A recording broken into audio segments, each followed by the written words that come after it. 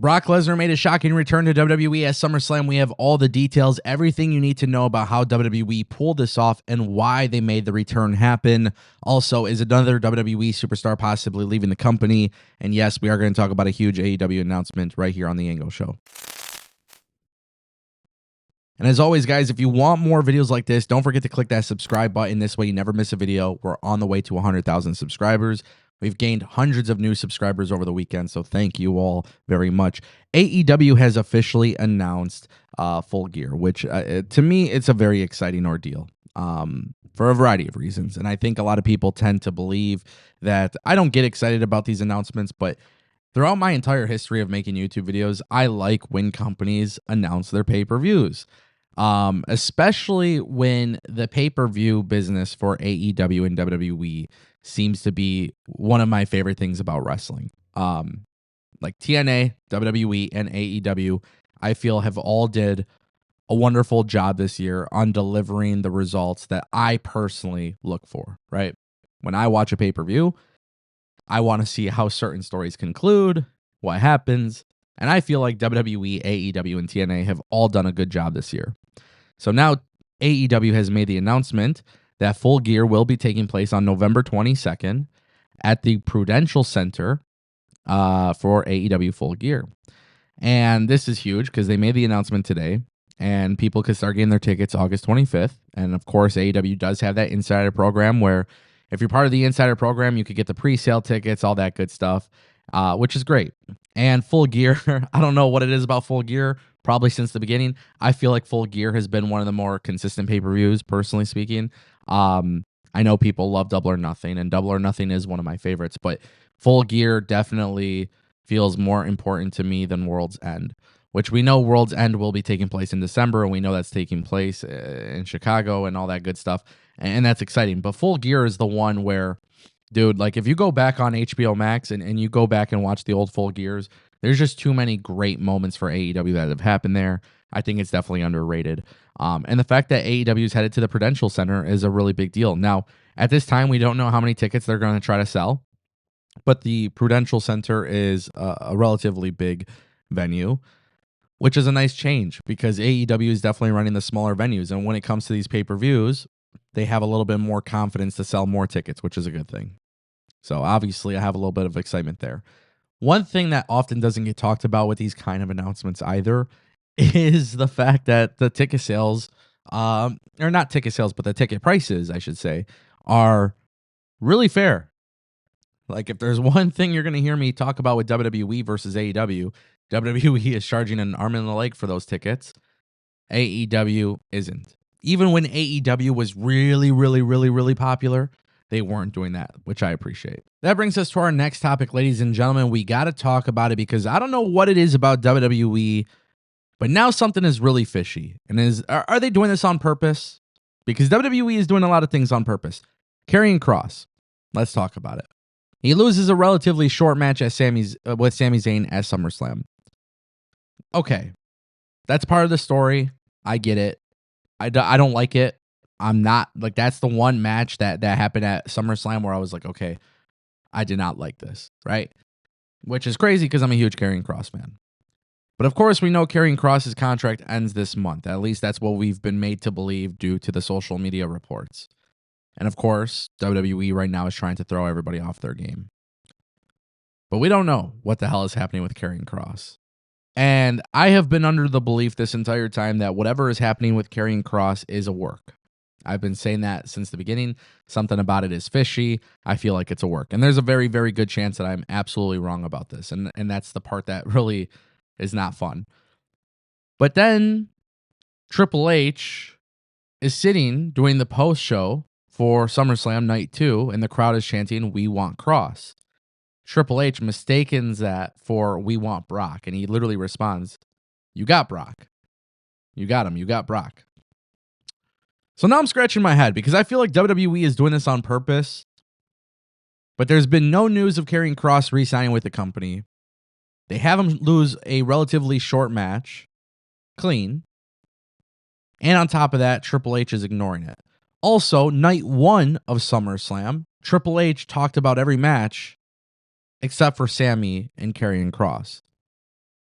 So now I am truly under the belief that maybe this is not a work. I don't know.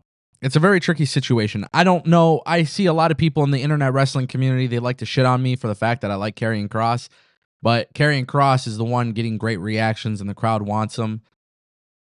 I don't know what WWE is doing here. It is such a tricky situation. It is one of those things that does not make me happy because I don't want to see Karrion Kross leave, but I'm starting to get the impression that Karrion Kross is leaving. Now, obviously, on tonight's episode of Raw, we'll see how they follow up whatsoever with Karrion Kross, but I'm hoping and praying that they have a plan here. And again, WWE has done everything possible to throw people off with the IWC. I mean, they are doing so much, and they're very smart. They're utilizing partners everywhere to throw away what people know as kayfabe. So a lot of people are getting worked over a lot of things. And I feel like the Karrion Kross thing is one of those things, but at this point in time, there is no way to know because we really there's a lot of uncertainty here, which is so weird. So weird. And that brings us to our final topic, Brock Lesnar. He made his return at WWE SummerSlam. A lot of people are really upset about this. They're so mad. They're canceling Netflix and Peacock, and they're never watching WWE again. And all the dirt sheets are saying the same thing. They're not covering WWE again. They refuse to cover WWE because of Brock Lesnar's return. Everybody's outraged by the fact that Brock Lesnar's return happened, and that's where things get a little funny because we've been through this before. We know that people aren't going to stop watching WWE. We know they're not going to stop buying merchandise from WWE. We know they didn't really cancel those Netflix subscriptions and those Peacock subscriptions.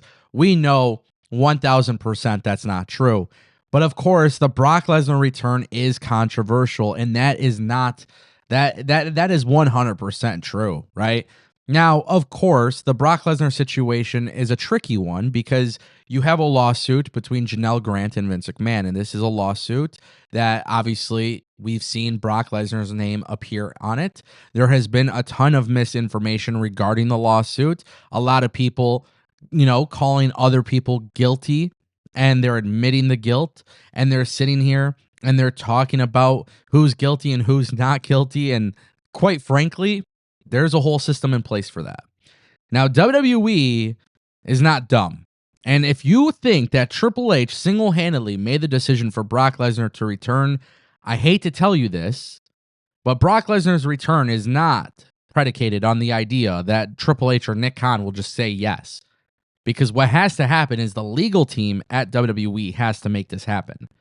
We know that. So, Triple H talks about this and he says, John Cena gets what John Cena wants. Kind of felt like he was throwing John Cena under the bus a little bit. I don't know, but it was a very weird reaction. But here's what we know. 4 weeks ago, WWE cleared Brock Lesnar for return. Now, we don't know if that's because WWE potentially, realizes that the Janelle Grant lawsuit might be settled, or the legal team has come to the realization that, Brock Lesnar didn't do anything illegally. Whatever it may be. Now, that's the issue. When you look at the Brock Lesnar situation, more specifically on him, we're not talking about the other people. We're not talking about Vince McMahon. But when we talk about Brock Lesnar, you have an argument about what is illegal and then what is morally and ethically wrong and just outright disgusting. At the end of the day, I'm not playing moral police and I am not a lawyer. But from what we have gathered, there is nothing that Brock Lesnar did that was illegal. And therefore, that's probably why the legal team has cleared his return. Now, morally and ethically, who am I to judge? But yeah, obviously, I don't think most people would agree with that, right? So therefore, the way I look at this is it's a tricky situation. It's a slippery slope. But WWE had a legal team that cleared this 4 weeks ago. And then WWE's job was to throw everybody off. We saw Daniel Cormier on ESPN. He was doing the podcast, and he was talking about Brock Lesnar being banned from TKO. I mean, they go through extreme lengths to work people, and I understand. But Brock Lesnar was brought back because the legal team cleared it.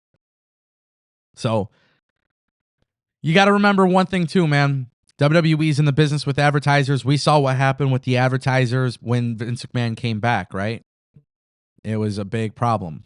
So TKO is not, they're not dumb. They're not going to risk their sponsorships and their brands and their relationships for Brock Lesnar to come back. Now, on the other hand, I really don't care to see Brock Lesnar back because, yes, Brock Lesnar, the performer, I've always been a massive fan of. However, in 2025, I got Braun Breaker and I got Oba Femi and I got a whole bunch of other guys that kind of replaced what Brock Lesnar was. So me personally, I didn't really think the return was necessary, but that's where we are with the situation. WWE knew what they were getting themselves into. They canceled the post scrums so they don't have to answer to it. And guess what, guys? WWE don't care. They don't care about the vocal minority on social media, and they're just going to keep doing what they do. And if you like it, you like it. But if you're going to sit here and say you're canceling your subscriptions and then you're not, well, then you're not really helping your cause.